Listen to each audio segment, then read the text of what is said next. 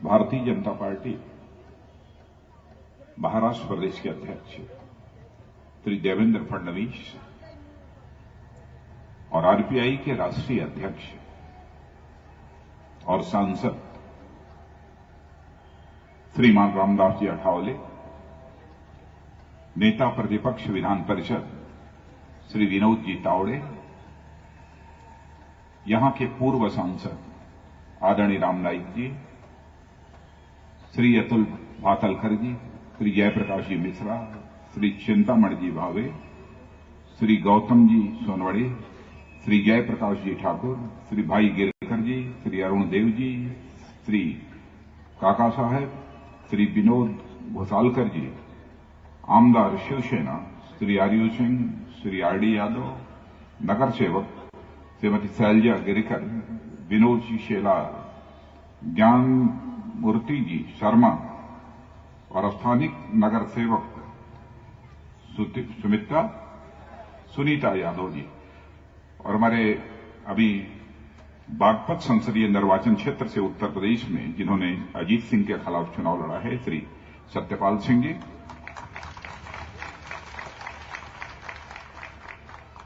और जितनी भी भोजपुरी जनता है इस हिंदुस्तान की, उनके दिलों में राज करने वाले हमारे श्री मनोज जी तिवारी, यहां उपस्थित मेरे सभी सम्मानित बहनों एवं भाइयों, इस संसदीय निर्वाचन क्षेत्र में पहली बार मैं नहीं आया हूं।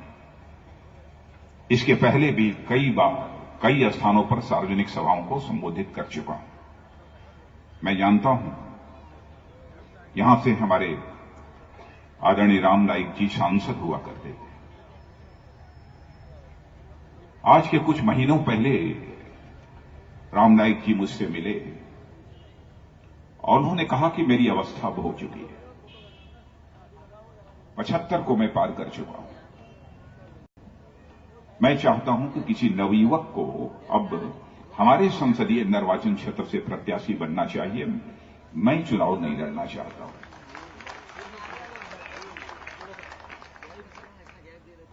उसके बाद गोपाल शेट्टी जी का नाम हम लोगों ने तय किया है। गोपाल शेट्टी जी के बारे में चाहे कोई कुछ भी कहे, हमारा राजनीतिक विरोधी है, लेकिन इतनी बात तो पूरी मुंबई स्वीकार करेगी, नगर सेवक रहते हुए अथवा आमदार रहते हुए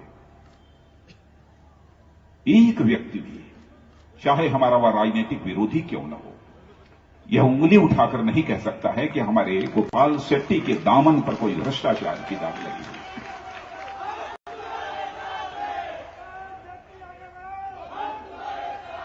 यही हालत हमारे आदरणीय राम नाईक जी की है।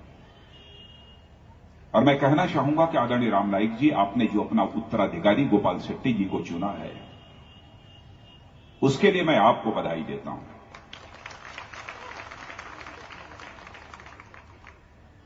मुझे यह भी जानकारी देवेंद्र फडणवीस जी, विनोद तावड़े जी बैठे थे, इन दोनों लोगों ने दिया कि जिस समय बैठक चल रही थी तो राम नाईक जी से यह पूछा गया कि आपको क्या जिम्मेदारी दी जाए चुनाव की। उन्होंने कहा कि जो भी जिम्मेदारी आप देंगे मैं उसका निर्वाह करूंगा। गोपाल शेट्टी ने भी अपने बड़े मन का परिचय देते हुए यह कहा और सम्मान व्यक्त करते हुए कहा, मैं चाहूंगा कि हमारे इलेक्शन एजेंट के रूप में हमारे आदरणीय राम नाईक जी जिम्मेदारी का निर्वाह करें, और सहर्ष उन्होंने स्वीकार कर लिया। बहनों भाइयों, मुझे गाड़ी में बैठे बैठे ही अटल जी की वह बात याद आ गई, और जिसे मैंने अपने केंद्रीय कार्यालय में जहां अध्यक्ष बैठता है वहां पर मैंने लगा रखा है, छोटे मन से कोई बड़ा नहीं हो सकता है, छोटे मन से कोई बड़ा नहीं हो सकता है, और टूटे मन से कोई खड़ा नहीं हो सकता है। और यही चीज मैंने इन दोनों नेताओं के अंदर देखी है। और सचमुच आज ऐसे ही लोगों की आवश्यकता है। बहुत हो चुका। आजादी के 67 वर्षों में 55 वर्षों तक हुकूमत यदि किसी एक राजनीतिक पार्टी की रही है तो कांग्रेस की रही है। 55 वर्षों का समय किसी देश का भविष्य बनाने के लिए उसकी तस्वीर को सजाने और संवारने के लिए कोई कम समय नहीं होता है। मैं पिछली सार्वजनिक सभाओं में भी चर्चा कर रहा था, भारत के पास जनशक्ति की कमी नहीं है, भारत के पास टैलेंटेड और क्रिएटिव नौजवानों की कमी नहीं है। रत्न गर्भा वसुंधरा है भारत की, धरती को खोदिए, सोना भी मिलेगा, चांदी भी मिलेगी, एल्युमिनियम भी मिलेगा, मैग्नीज भी मिलेगी, हीरा भी मिलेगा, कोयला भी मिलेगा, पानी भी मिलेगा, सब कुछ है। सब कुछ होते हुए भी भारत को जो अब तक विश्व की एक आर्थिक महाशक्ति बन जाना चाहिए था, नहीं बन पाया। बहनों भाइयों, खूब लूटा है, जमकर लूटा है। जैसे लगता है कि इस मुंबई में जैसा, इस महाराष्ट्र में जैसा LBT लगा हुआ है, लूटो बांटो टैक्स लगा हुआ है, शायद यह लूटो बांटो टैक्स का सिलसिला आजादी हासिल होने के बाद जब कांग्रेस की सरकार बनी थी तभी से यह प्रारंभ हो गया था। खूब लूटा है। मैं कहता हूं कि आज हमारा देश जो गरीब है, हमारे ऐसे नौजवान जिनके पास योग्यता है, प्रतिभा है, क्षमता है, आज ऐसा नौजवान अपने मजबूत हाथों के रोजगार की तलाश के लिए दर दर की ठोकर खा। क्यों ऐसा हुआ? उसकी बदनसीबी से नहीं है। यदि है बहनों भाइयों, इस सरकार की गलत नीतियों के कारण है और इस सरकार की बदनीयती के कारण है, और तीसरा सबसे बड़ा कारण है तो भ्रष्टाचार है। जब जब इनकी सरकार आती है तब तब महंगाई इस हिंदुस्तान में बढ़ने लगती है। 51-52 से उठाकर आज तक का भारत के इतिहास के पन्नों को पलट कर देख लीजिए, आर्थिक इतिहास के पन्नों को पलट कर देख लीजिए, जब जब इनकी हुकूमत आती है तब तब महंगाई बढ़ती है। लेकिन क्या बहनों भाइयों, इस सच्चाई को भारत ही नहीं, दुनिया का कोई व्यक्ति नकार नहीं सकता है कि आजाद भारत के इतिहास में 6 वर्षों तक एक ऐसे भी राजनेता ने प्रधानमंत्री के रूप में सरकार चलाई है, 98 से लेकर 2004 तक, कि आजाद भारत के इतिहास में पहली बार 6 वर्षों तक लगातार महंगाई को रोके रखने में यदि किसी राजनेता ने कामयाबी हासिल की है तो उस राजनेता का नाम है अटल बिहारी वाजपेयी। क्या कारण है मेरे कांग्रेस के दोस्तों, मैं तुमसे सवाल पूछना चाहता हूं। जब हमारी सरकार बनती है, बीजेपी लेड एनडीए की सरकार बनती है, महंगाई रुक जाती है, और आपकी सरकार आती है, महंगाई बढ़ने लगती है। बहनों भाइयों, सारी परिस्थितियां 98 से लेकर 2004 तक भारत के खिलाफ थी, भारत के प्रतिकूल थी। आप जानते हैं, भारत पाकिस्तान का कारगिल का युद्ध हुआ था। वैसे हमारे भारत की सेना के जवानों ने पाकिस्तान पर विजय प्राप्त की थी। फिर भी युद्ध जब किसी देश के साथ होता है तो सरकार के खजाने के ऊपर कितना बड़ा आर्थिक बोझ पड़ता है, यह बताने की आवश्यकता नहीं है। फिर भी अटल बिहारी वाजपेयी जी ने महंगाई को बढ़ने नहीं दिया था। सारे विश्व में आर्थिक मंदी थी, दुनिया के सारे देश वैश्विक आर्थिक मंदी, ग्लोबल रिसेशन से परेशान थे, लेकिन अटल बिहारी वाजपेयी जी का वह करिश्मा, सारी दुनिया में आर्थिक मंदी होने के बावजूद भी भारत में इतना ज्यादा हैवी इन्वेस्टमेंट, इतना ज्यादा पैसा निवेश कर दिया चौड़ी चौड़ी सड़कें बनाने में, हिंदुस्तान के सारे गांवों को पक्की सड़कों से जोड़ने में, बिजली परियोजनाओं की स्थापना में, और आगे का भी उनका सपना था कि हिंदुस्तान की सारी नदियों को जोड़ दो ताकि हिंदुस्तान के किसानों के 1 इंच की जमीन न बचे जहां तक पानी न पहुंच जाए, सूखे और बाढ़ के संकट से हिंदुस्तान के किसानों को निजात मिल जाए। भारत को वैश्विक आर्थिक मंदी से अटल बिहारी वाजपेयी ने प्रभावित नहीं होने दिया और भारत में महंगाई को बढ़ने नहीं दिया। यह करिश्मा था। इतना ही नहीं, याद होगा आपको, हमारे वैज्ञानिकों ने परमाणु बम तैयार कर रखा था, हिम्मत नहीं होती थी किसी की वैज्ञानिकों को परमाणु बमों का धमाका कर परमाणु परीक्षण करने की इजाजत दे दे, क्योंकि दुनिया के सारे ताकतवर और धनवान देशों का दबाव था भारत के ऊपर। कहीं भारत भी न्यूक्लियर पावर न बन जाए, पारमाणविक शक्ति न बन जाए। सबको दहशत थी। दुनिया के सारे धनवान देशों ने कहा कि अटल जी, यदि आपने अपने वैज्ञानिकों को एटॉमिक टेस्ट करने की, परमाणु बमों का धमाका करने की इजाजत दी, याद रखिएगा दुनिया के धनवान देशों के द्वारा जो अब तक भारत को आर्थिक मदद मिलती रही है, वो आर्थिक मदद बंद कर दी जाएगी। भारत कंगाल हो जाएगा, भारत बेहाल हो जाएगा।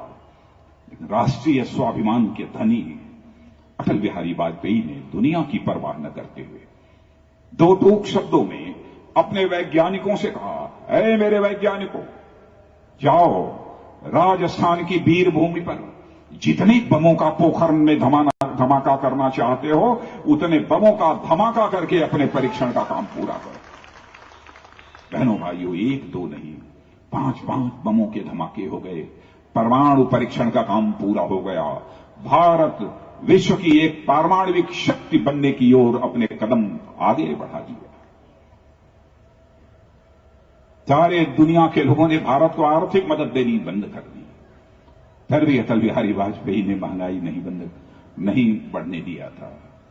कांग्रेस के दोस्तों, महंगाई बढ़ी है आपकी बदनीयती से बढ़ी है, आपके भ्रष्टाचार से बढ़ी है। आप लोगों ने ऐसे गरीबों की गाढ़ी कमाई का पैसा गलत तरीके से लूट कर दुनिया के दूसरे देशों की बैंकों में ले जाकर काले धन के रूप में जमा कर रखा है। बख्शेंगे नहीं जिस दिन सरकार बन जाएगी।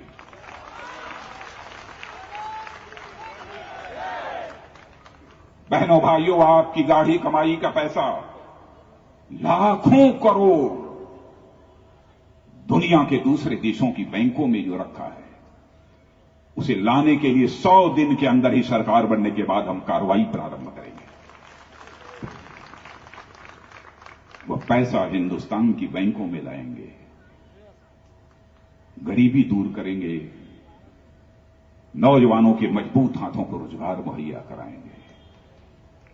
कोशिश यही करेंगे कि 10 से लेकर 15 वर्षों के अंदर ऐसे हालात इस मुंबई में पैदा हो जाएं, 1 लाख लोग मुंबई की फुटपाथों पर खुले आसमान के नीचे जो जिंदगी बसर करते हैं, शायद यह दिन उनको कभी देखना न पड़े। ऐसे हालात हम हिंदुस्तान में पैदा करना चाहते हैं। भारत को हम विश्व की आर्थिक महाशक्ति बनाना चाहते हैं। लोग हमारी तरफ देखें, हम लोगों की तरफ न देखें। जानते हैं भारत की अर्थव्यवस्था को उस समय कितना ताकतवर बना दिया था अटल जी ने? बीजेपी नेतृत्व की एनडीए सरकार ने दुनिया का जो सबसे ताकतवर देश अमेरिका माना जाता है, उनकी भी धारणा क्या बनी थी? एक बार वह भारत आए थे। भारत आकर उन्होंने अंग्रेजी में एक वाक्य कहा था कि Bharat is not emerging but Bharat has emerge. Bharat ताकतवर बन नहीं रहा है, बल्कि भारत ताकतवर बन चुका है। धन्य है ऐसे अटल बिहारी वाजपेयी, धन्य है ऐसी बीजेपी लड़ी एनडीए सरकार। यह करिश्मा किया था। आज क्या हो रहा है? आज हालत यह है कि हमारे कांग्रेस के नेता जिस चीज पर हाथ रख दें वो गायब हो जाता है। चावल पर हाथ रख दें चावल, आलू पर रख दें आलू, टमाटर पर रखें टमाटर, सब के सब गायब बाजार। हर चीजें महंगी हो जाती है। एक बुढ़िया थी, उसने भी सुन रखा था कि हमारे कांग्रेस के नेता जिस पर हाथ रख देते हैं सब गायब हो जाते हैं। वो एक दरखास्त लेकर प्रधानमंत्री के पास पहुंची। दरखास्त में लिखा था कि मेरे पीठ में बहुत दर्द है। प्रधानमंत्री को दरखास्त दिया। प्रधानमंत्री ने अपने निजी सचिव को कहा कि इसको 25,000 रुपया दे दो प्रधानमंत्री कोष से। बुढ़िया जमी रही।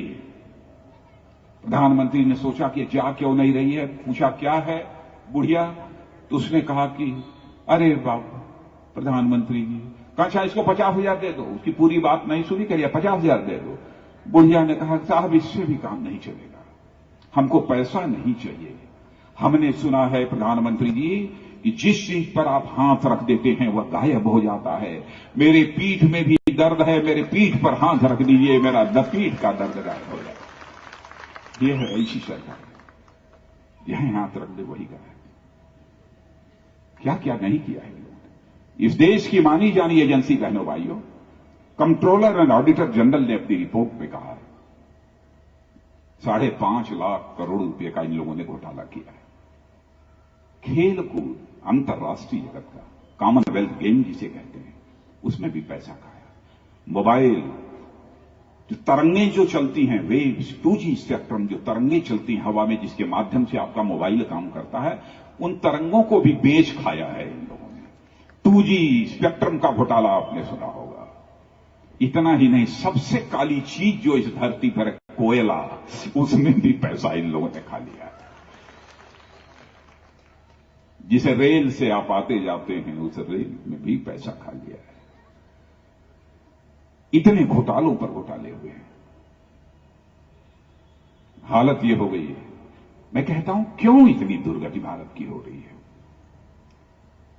हमको सचमुच हमारे जैसे व्यक्ति को यह विश्वास था जिस दिन प्रधानमंत्री डॉक्टर मनमोहन सिंह जी बने, मुझे लगा कि एक अर्थशास्त्री, इकोनॉमिस्ट भारत का प्रधानमंत्री बन रहा है। चिदंबरम भी बन गए, वह भी अर्थशास्त्री, इकोनॉमिस्ट। और योजना आयोग के उपाध्यक्ष डॉक्टर मनमोहन सिंह जी बन गए, वह भी अर्थशास्त्री। मैं सोचा कि अटल बिहारी वाजपेयी जी अर्थशास्त्री न होते हुए भी उन्होंने इतना काम किया। अब तो अर्थशास्त्री लोग कुर्सी पर बैठ गए, अब तो देश का भला ही भला हो जाएगा। लेकिन बहनों भाइयों, 10 वर्षों की इस कांग्रेस की हुकूमत के बाद यूपीए अनप्रोग्रेसिव अलायंस, इसके बाद मुझे लगा कि देश को चलाने के लिए केवल अर्थशास्त्री होना आवश्यक नहीं है, देश को चलाने के लिए यथार्थशास्त्री चाहिए। जैसे यथार्थशास्त्री श्री अटल बिहारी वाजपेयी थे, ऐसा व्यक्ति भारत के लिए चाहिए। बचा लो बहनों भाइयों, इनके हाथों देश की हिफाजत नहीं हो सकती। काम इस सरकार ने तो कुछ किया ही नहीं। एक मजदूर काम करने वाला वित्त मंत्री के पास गया, कहा साहब जितनी मजदूरी हमको मनरेगा में मिलती है उसमें हमारा रोजगार, हमारे परिवार का पेट नहीं भर पाता है। कुछ दिनों में तो हम लोग मर जाएंगे, हम सूख गए, दुबले हो गए। वित्त मंत्री जी ने कहा कि स्वास्थ्य मंत्री जी को उन्होंने उसकी एप्लीकेशन को फॉरवर्ड कर दिया। स्वास्थ्य मंत्री जी के पास गया, स्वास्थ्य मंत्री जी ने कह दिया क्यों परेशान होते हो, तुम अपना पेट छोटा करा लो। यदि पेट नहीं भरता है तो पेट छोटा करा लो, लेकिन इसके लिए पर्यावरण मंत्रालय से क्लियरेंस लेनी पड़ेगी। पर्यावरण मंत्री के पास गया तो पर्यावरण मंत्री ने कहा कि इसके लिए 6 महीने का वेतन तुम्हें जमा करना होगा। तब उसने कहा साहब 6 महीने यदि हमको वेतन नहीं मिलेगा तो हम सब लोग मर जाएंगे। तब उन्होंने कहा तभी तो गरीबों की संख्या इस हिंदुस्तान में कम होगी। यह हालत है नॉन फंक्शनल गवर्नमेंट, अकर्मण्य सरकार इस हिंदुस्तान में। अभी चर्चा कर रहे थे गोपाल शेट्टी अपने भाषण में, पाकिस्तान और चीन की चर्चा कर रहे थे। बहनों भाइयों, पड़ोसी देशों का जहां तक सवाल है, मैं जानता हूं अटल जी भी कहा करते थे दोस्त बदल सकता है लेकिन पड़ोसी नहीं बदल सकता है। पड़ोसियों के साथ बेहतर रिश्ते होने चाहिए, हम भी चाहते हैं, लेकिन कैसी कैसी हरकतें। कभी मालदीव जैसा कुछ लाख जनसंख्या का देश भारत को आंख दिखाता है। भारत के प्रधानमंत्री हाथ से हाथ बांधे हुए बैठे रहते हैं। चीन कभी हमारे अरुणाचल प्रदेश पर दावा पेश करता है, कभी हमारे कश्मीर घाटी पर दावा पेश करता है, प्रधानमंत्री चुप्पी साधे रहते हैं। और इसकी बात तो छोड़िए, मैं आपको याद दिलाना चाहता हूं 2003 में, याद होगा हमारे पढ़े लिखे लोगों को, 2003 के पहले चीन बराबर सिक्किम पर दावा पेश करता था, कहता था सिक्किम यह भारत का नहीं है बल्कि चीन का है। लेकिन भारत को इतना ताकतवर बना दिया था अटल बिहारी वाजपेयी ने, परमाणु परीक्षण के माध्यम से भारत की अर्थव्यवस्था को चुस्त दुरुस्त करके, कि जब वो बीजिंग की यात्रा पर 2003 में गए तो चीन के प्रधानमंत्री ने हाथ मिलाते हुए कहा कि आज से चीन सिक्किम पर कभी अपना दावा पेश नहीं करेगा। सिक्किम भारत का था, भारत का है और भारत का रहेगा। इसे कहते हैं डिप्लोमेटिक स्किल, कूटनीतिक कुशलता। यह अटल बिहारी वाजपेयी जी ने करके दिखाई है बहनों। लेकिन आज फिर से वही दावा पेश कर रहा है। प्रधानमंत्री जी ने चीन के साथ एक समझौता कर लिया है, बॉर्डर एग्रीमेंट। उसमें कहा है, उसमें लिखा गया है, चीन की सेना यदि भारत की सीमा में यदि घुस जाएगी तो भारत के सेना के जवान उनको खदेड़ेंगे नहीं, मारेंगे नहीं, हाथ जोड़कर उनसे निवेदन करेंगे कि आप चीन चले जाइए। क्या हो गया है सरकार को? ऐसी कमजोर सरकार होने के कारण बहनों भाइयों, आपके मान सम्मान स्वाभिमान पर इन्होंने चोट पहुंचाई है। भले ही कोई नौजवान हमारा कितना भी गरीब क्यों न हो, खाने के लिए उसे सूखी रोटी क्यों न मिलती हो, बड़े से बड़ा राजा महाराजा आकर कोई कहेगा तुम नौजवान हो, गरीब हो, खाने के लिए तुम्हें सूखी रोटी नहीं मिलती है, चलो तुम्हारे नाम से मैं अपना राजमहल लिख देता हूं। शर्त यह होगी, सवेरे जब सोकर बिस्तर से उठोगे तो इसी बोरवली के चौराहे पर खड़ा करके तुम्हारी खोपड़ी पर धीरे धीरे 2 चांटे लगाए जाएंगे। शायद उस गरीब नौजवान का, सूखी रोटी खाने वाले नौजवान का स्वाभिमान जाग उठेगा, राजा को ललकारते हुए कहेगा, ऐ राजा, तुम्हारे राजमहल को मैं पैरों से ठोकर मारता हूं, लेकिन अपनी खोपड़ी पर कभी चाटा नहीं खा सकता। बहनों भाइयों, यही स्वाभिमान की भावना थी। स्वाभिमान 3 प्रकार के होते हैं, व्यक्तिगत स्वाभिमान, सामाजिक स्वाभिमान और साथ ही साथ राष्ट्रीय स्वाभिमान। यही राष्ट्रीय स्वाभिमान की भावना थी। 16 साल, 18 साल, 21 साल, 22 साल के नौजवानों ने हंसते हंसते फांसी के फंदे को चूम लिया, तब जाकर भारत माता के पैरों से दास्ता की बेड़ियां कट पाई है। यही राष्ट्रीय स्वाभिमान की भावना। याद होगा, यही इलाहाबाद का कंपनी गार्डन पढ़ा होगा आपने। चंद्रशेखर आजाद ने अपने रिवॉल्वर की गोलियों से अंग्रेज दुश्मनों को भुनते भुनते, रिवॉल्वर में जब अंतिम गोली शेष बची, चिंता सताने लगी उस स्वाभिमानी चंद्रशेखर आजाद को कि कहीं विदेशियों के रिवॉल्वर की विदेशी गोली हमारे सीने में प्रवेश करके हमारे जिस्म को नापाक न कर दे। इसलिए राष्ट्रीय स्वाभिमान के धनी चंद्रशेखर आजाद ने अपने ही रिवॉल्वर की अंतिम गोली अपने सीने में दाग लेने का काम किया था, तब जाकर यह भारत आजाद हुआ है मेरे बहनों। अशफाकुल्लाह खां 21 साल की जवानी थी। मां कहती थी, बेटा जवान हो गया है, शादी कर ले, बहू ला, बूढ़ी हो गई हूं, देखभाल करेगी, परवरिश करेगी, बेटा शादी कर ले। लेकिन अशफाकुल्लाह को तो आजादी हासिल करने की दीवानगी थी। मुस्कुरा कर मां के आग्रह को टाल देता था। लेकिन अंग्रेजों की हत्या करने के मामले में जब फांसी की सजा हो गई, फांसी के तख्त पर ले जाया गया, मजिस्ट्रेट ने पूछा, बोलो अशफाकुल्लाह, तुम्हारी अंतिम मुराद क्या है? जो भी तुम्हारी अंतिम मुराद होगी, यह संदेश तुम्हारी मां तक पहुंचा दिया जाएगा।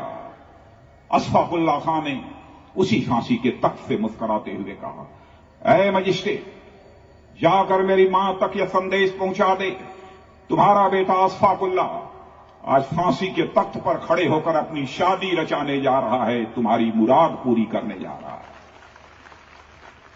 मजिस्ट्रेट ने कहा, क्या अशफाकुल्लाह तुम पागल हो गए हो? कहां है वो लड़की जिस लड़की के साथ फांसी के तख्त पर खड़े होकर तुम शादी रचाने जा रहे हो? बहादुर अशफाकुल्लाह खां ने कहा, है मजिस्ट्रेट, पागल मैं नहीं हो गया हूं, पागल तुम हो गए हो। क्या तुझे दिखाई नहीं देता है? मेरी आंखों के सामने जो यह फांसी का फंदा है, यही वह हमारी महबूबा है जिसे आज मैं अपने गले से लगाने जा रहा हूं, जिसके साथ मैं शादी रचाने जा रहा हूं। ऐसे स्वाभिमानी जवानों के कारण ही, उनके बलिदान के कारण भारत आजाद हुआ है बहनों भाइयों। क्या इन नौजवानों के बलिदान को यह कांग्रेस के लोग भूल गए? गांधी को भी भूल गए, जवानों को भी भूल गए, जिन्होंने आजादी दिलाई थी इस भारत को मेरे बहनों भाई।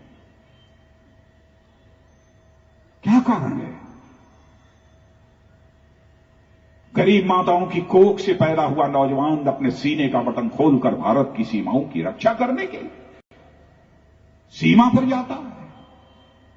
अदना सा देश, हमसे जनसंख्या में छोटा देश पाकिस्तान, सेना के जवान भारत की सीमा में घुस जाते हैं, हमारे सेना की जवानों की हत्या करते हैं। हत्या करने के बाद उनके शव को पैरों से कुचलते हैं, सिर धड़ से अलग करके सिर अपने साथ ले जाते हैं, जश्न मनाते हैं। सोनिया जी एक लफ्ज नहीं बोलती हैं, प्रधानमंत्री जी नहीं बोलते हैं, हाथ पर हाथ धरे बैठे रहते हैं। मैंने पिछली बार भी कहा था, दोहराना चाहता हूं बहनों भाई, प्रधानमंत्री जी, सोनिया जी, भारत के नौजवानों को, भारत के सेना के जवानों को कमजोर मत समझो। एक बार उन्हें खुली आजादी दे दो। दुनिया के किसी देश की हिम्मत नहीं है कि भारत की ओर हाथ उठाने का साहस जुटा सके। कम से कम जिन नौजवानों ने बलिदान दिया है भारत माता की पैरों में पड़ी हुई दास्ता की बेड़ियों को काटने के लिए, उनके साथ इंसाफ तो करो, न्याय तो करो। बहनों भाइयों, नहीं कर पा रहे। अंतर्राष्ट्रीय जगत में हमारी प्रतिष्ठा बहुत ही धूमिल हुई है, बहुत धूमिल हुई है। जाकर बिरयानी खाते हैं आप। हम चाहते हैं पाकिस्तान के साथ हमारे रिश्ते बेहतर हो, चीन के साथ भी हो, श्रीलंका के साथ भी हो, वर्मा के साथ भी हो, जितने पड़ोसी देश हैं सबके साथ हम रिश्ते बेहतर चाहते हैं। हम कोशिश भी करेंगे, लेकिन यदि कोई नहीं मानेगा तो फिर वही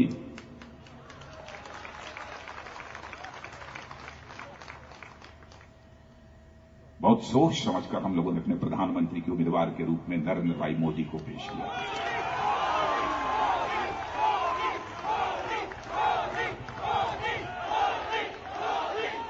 बहुत सोच समझकर पेश किया, ऐसे ही नहीं पेश कर दिया है। लेकिन आपने देखा होगा कि आजाद भारत के इतिहास के पन्नों को पलटकर पढ़ लीजिए, किसी भी राजनीतिक नेता पर इतने राजनीतिक आक्रमण नहीं हुए होंगे जितने कि 2002 से लेकर 2014 तक हमारे नरेंद्र भाई मोदी पर राजनीतिक आक्रमण हुए हैं। लेकिन जितने ही अधिक राजनीतिक आक्रमण होते गए, भारत के राजनीतिक क्षितिज पर हमारे नरेंद्र मोदी की चमक भी बढ़ती चली गई और आज हिंदुस्तान के सर्वाधिक लोकप्रिय नेता बन गए, सर्वाधिक लोकप्रिय नेता बन गए। उन्हें कहते क्या हैं, आप पढ़ते भी होंगे, ये बांटने वाले हैं, ये आएंगे तो कहर ढा देंगे, बांटने वाले नहीं हैं। गुजरात के विकास का इतिहास पढ़ो, पढ़ रखा है, लेकिन बोलने का साहस नहीं जुटा पाते हो। सच बोलकर राजनीति करो। जीवन की सार्थकता इसी में है, राजनीति की सार्थकता इसी में है कि राजनीति यदि की जाए तो केवल और केवल सच बोलकर ही की जाए, तभी राजनीतिक जीवन की सार्थकता है बहनों। झूठ बोलकर राजनीति लंबे समय तक नहीं की जा सकती, नहीं बोलते। इन लोगों ने स्वयं स्वीकार किया है। राजीव गांधी फाउंडेशन, जिसकी अध्यक्ष सोनिया जी हैं, उन्होंने अपने राजीव गांधी फाउंडेशन की रिपोर्ट में 2008 में कहा है गुजरात में बहुत विकास हुआ है, इसलिए उसकी प्रशंसा की है। मैं नहीं कह रहा हूं, सोनिया जी जिस फाउंडेशन के आप अध्यक्ष हैं उसी ने कहा है, 2008 में कहा है। इतना ही नहीं, जो अमेरिका वीजा देने को तैयार नहीं था नरेंद्र भाई मोदी को, खैर उन्होंने वीजा की कभी याचना भी नहीं की अमेरिका से। उस अमेरिका की पार्लियामेंट की रिसर्च कमेटी ने बहनों भाइयों अपने पेपर में गुजरात के विकास की प्रशंसा की है। आज चले जाइए हिंदुस्तान में, जहां पर बीजेपी और एनडीए की सरकारें हैं। मैं नहीं कह रहा हूं, भारत अथवा दुनिया का कोई पॉलिटिकल एनालिस्ट हो, हमारे पत्रकार मित्र भी यहां पर बैठे हैं, इस सच्चाई को सहज रूप से स्वीकार करेगा कि हिंदुस्तान में बेहतर हुकूमत चलाने वाली कोई पार्टी है तो भाजपा, गठबंधन है तो एनडीए का गठबंधन है। यहां पर भी हमारा भाजपा, शिवसेना, आरपीआई गठबंधन है। समाज के सभी वर्गों को हम साथ लेकर चलना चाहते हैं, तोड़कर नहीं, दिलों को जोड़कर हम भारत को एक महान भारत बनाना चाहते हैं। मैं जानता हूं महाराष्ट्र के बारे में, दलित चेतना का केंद्र है यह महाराष्ट्र। हिंदुस्तान की दलित चेतना जहां से जागृत हुई थी, केंद्र है। बाबा साहब भीमराव अंबेडकर, ज्योतिबा फुले, एक से एक संत तुकाराम, हमारे रामदास जी अठावले। बहुत लोग सवाल कर रहे थे, आप लोगों ने राज्यसभा में भी दिया। हमने कहा समाज को हम तोड़ना नहीं चाहते, हम समाज को जोड़कर चलना चाहते हैं। देखिए रामदास जी अठावले किसके साथ हैं? एनडीए के साथ हैं। देखिए रामविलास पासवान किसके साथ हैं? एनडीए के साथ हैं। उदित राज किसके साथ हैं? भाजपा में आ गए। हिंदुस्तान में दलित चेतना को नेतृत्व देने वाले सारे लोग यदि किसी भी पार्टी के साथ खड़े हैं तो वो भारतीय जनता पार्टी के साथ खड़े हैं। तो बहनों भाइयों, हम लोग तोड़कर चलने वाले नहीं हैं, हम जोड़कर चलने वाले। बांटने वाले, तोड़ने वाले थे कांग्रेस पार्टी के लोग हैं। आपको याद होगा, धर्म के आधार पर भारत के विभाजन को किसी ने स्वीकार किया है तो कांग्रेस ने स्वीकार किया। देश को बांटा है सबसे पहले तो कांग्रेस ने बांटा है, उसके बाद आजादी मिलने के बाद लोगों के दिलों को बांटा है, दिलों को बांटा है। हिंदू, मुसलमान, ईसाई, पारसी एक दूसरे के प्रति नफरत पैदा करके, दहशत पैदा करके या लोगों का वोट हासिल करते हैं। अरे सोनिया जी, डॉक्टर मनमोहन सिंह जी, राहुल गांधी, यदि समर्थन लेना है किसी का तो लोगों के दिल में दहशत पैदा करके समर्थन मत लो, बल्कि लोगों के दिलों में प्यार और मोहब्बत पैदा करके उनका समर्थन लो, दहशत में पैदा मत। मैं अपने अल्पसंख्यक समुदाय के भी बहनों भाइयों से कहना चाहूंगा, एक बार मेरे पास तो आओ, पास आओ, आपको एहसास हो जाएगा सन 47 से लेकर 2013 तक कैसा सरकारों के द्वारा आपके साथ बर्ताव होता था। भारतीय जनता पार्टी के साथ एक बार गले से गला तो मिला लो, सीने से सीना तो मिला लो, उसके बाद देखो हम कैसे भारत का निर्माण करते हैं। हम भारत को विश्व की आर्थिक महाशक्ति ही नहीं बनाएंगे, हम भारत को विश्व की आध्यात्मिक महाशक्ति भी बनाएंगे और भारत को हम जगत गुरु के पद पर हम आसीन करेंगे।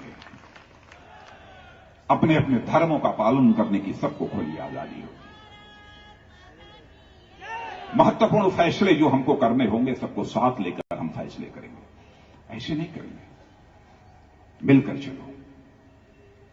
बहनों भाइयों, हिंदुस्तान के कोने कोने में जाने का अवसर मुझे प्राप्त हुआ है। सैकड़ों सार्वजनिक सभाओं को संबोधित किया है, सैकड़ों सार्वजनिक सभाओं को संबोधित किया है। मैं देख रहा हूं जिस तरीके का उफान उत्तर हो, दक्षिण हो, पूरब हो, पश्चिम हो, देखने को मिल रहा है। आज मुझे यह लगने लगा है कि सचमुच इस हिंदुस्तान का नौजवान कुछ कर गुजरना चाहता है, कर गुजरने की उसके दिल के अंदर तड़पन है, परिवर्तन चाहता है। इसलिए मैं आप सबसे निवेदन करना चाहता हूं, हमारे गोपाल शेट्टी को बहनों भाइयों लाख से नहीं लाखों से जिताकर आप भारत की संसद में भेजना, लाख से नहीं लाखों की मतों से जिताकर आप भेजना। और मैं नौजवानों को भी विश्वास दिलाता हूं, सबको सरकारी नौकरी नहीं दे सकते हैं, लेकिन आपके अंदर ऐसा हुनर विकसित करेंगे ट्रेनिंग देकर कि बैंकों से कर्ज प्राप्त हो सके, कम से कम ब्याज दर पर कर्ज प्राप्त हो सके और आप उद्योग और व्यापार खोल सको और अपने पैरों पर खड़े होकर स्वाभिमान की जिंदगी जी सको। इसलिए आज के अवसर पर इससे ज्यादा कुछ न कहते हुए मैं पुनः आप सबका अंतिम आह्वान यही करना चाहता हूं। इस बार यदि मैं वोट मांग रहा हूं तो केवल सरकार बनाने के लिए वोट नहीं मांग रहा हूं। इस बार यदि आपसे वोट मांग रहा हूं मेरे बहनों भाइयों, तो देश बनाने के लिए आपसे वोट मांग रहा हूं। यही अपील करते हुए और आप सबको धन्यवाद देते हुए अपनी बात समाप्त करता हूं।